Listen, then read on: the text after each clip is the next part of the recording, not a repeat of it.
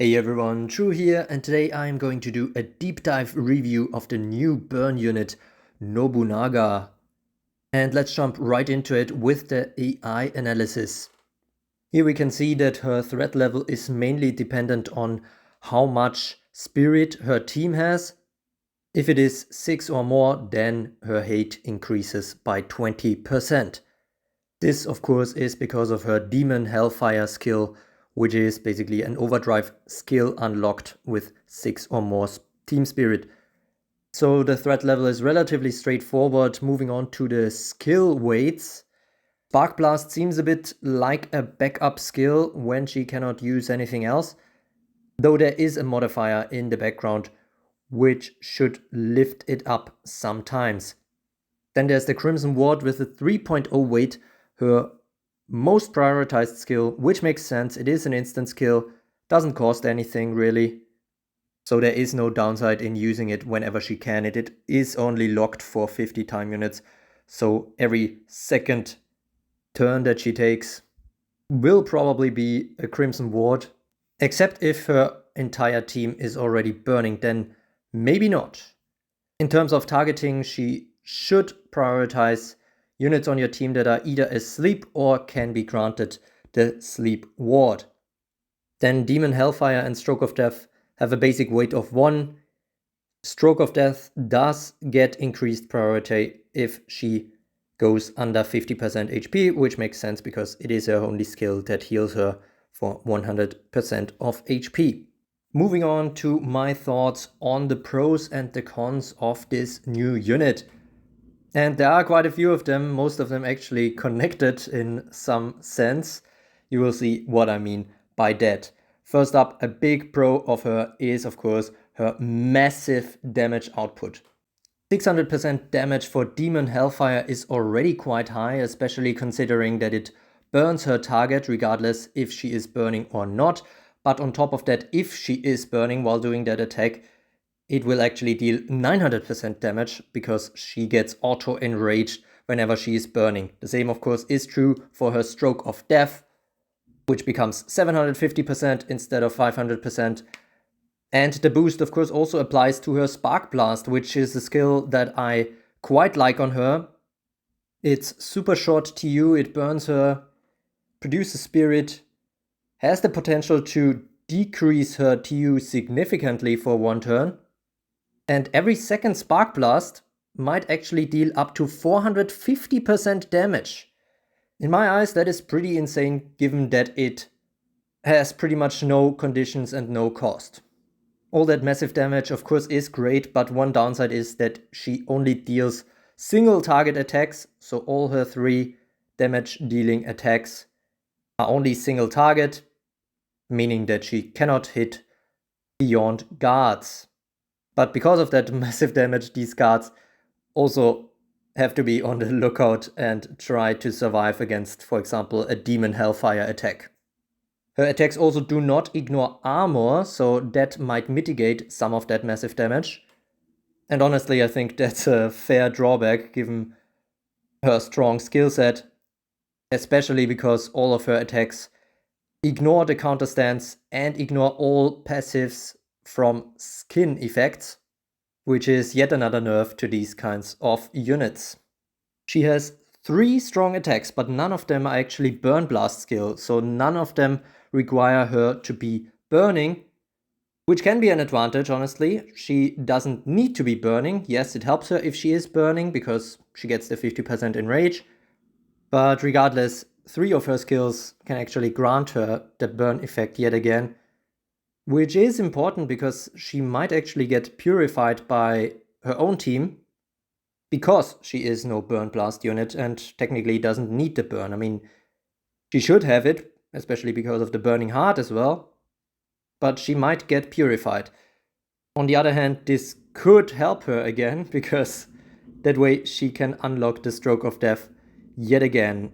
As a reminder, the Stroke of Death gets unlocked every time she gains the burn status effect, but that also means that once she uses it and keeps burning, she cannot use it again. She first needs to lose the burn status and reapply it to be able to use the Stroke of Death yet again.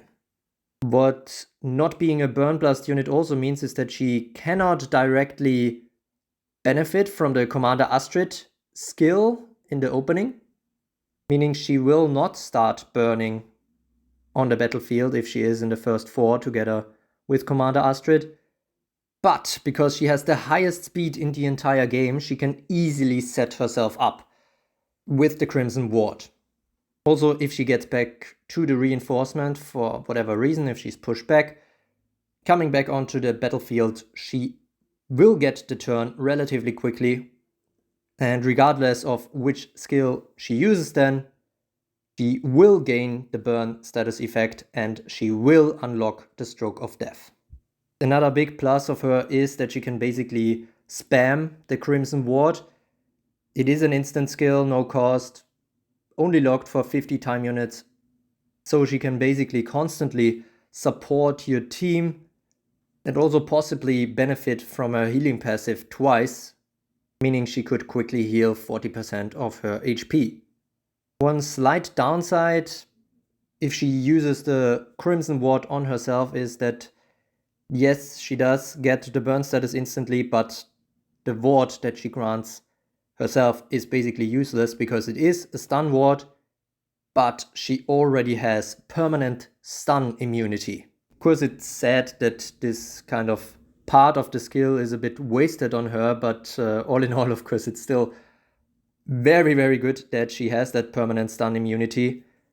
Another big problem for stun teams, and not only stun teams are affected negatively by her, because she can also take the role in a burn team of purifying sleep on her allies with that Crimson Ward skill.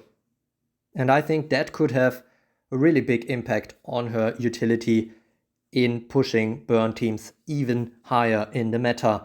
Of course, still her main weakness is being slapped herself, because of course she cannot purify herself.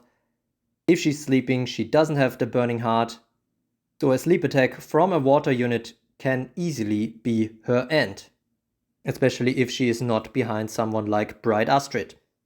That was a whole lot of talk about her burn abilities. All that being said, she can still also help non-burn teams because of the specifics of this Crimson Ward effect. Here, the Sleep Ward for Storm or Dark units, of course, is especially interesting. But even the Poison Ward could become interesting in the future for Light and Water units, covering a possible weakness of Cinderella, for example. Stun immunity for Earth units, of course, is also very nice, but generally speaking, the downside of the Crimson Ward, of course, is that it burns the ally, and if it is a regular hold ground unit, which many of the top Earth units are, but also some of the other elements, then this could be a serious downside. Yes, the allied unit could unlock a ward, but if they die more easily because of it, then this is definitely still a net negative effect. However, on hold ground plus units or units that don't have any hold grounds anyways, the downside is rather limited and could actually help these units given Nobunaga's Fires of Rejuvenation passive, which makes her an absolute spirit and healing machine, especially in burn teams. 20% heal and 1 spirit whenever a unit on the team gets the turn, 20% heal on that unit, can be very strong, especially with the shorter and shorter TU. And furthermore, it is not time limited, so as long as Nobunaga lives, this passive will keep going, keep giving, which is, for example, a clear upgrade over Light Mirai. However, one downside to point out here with all that kind of spirit production is her higher hate when the spirit is high, which given her passive can be the case quite often, and so this might lead to an earlier death. The Burning Heart status on, or the Burning Heart passive on other units often had the nice effect that once they hit Burning Heart and lose the burn status effect, they survive on 1 HP and also have a decreased threat level. This is not the case for Nobunaga, because burn does not influence her threat level, as we saw in Nizeto's AI analysis. This means if the team has 6 or more spirit and she's out in the open, then she's probably dead. Okay, that was a long list of pros and cons. What's the conclusion? Where will she go in my arena tier list?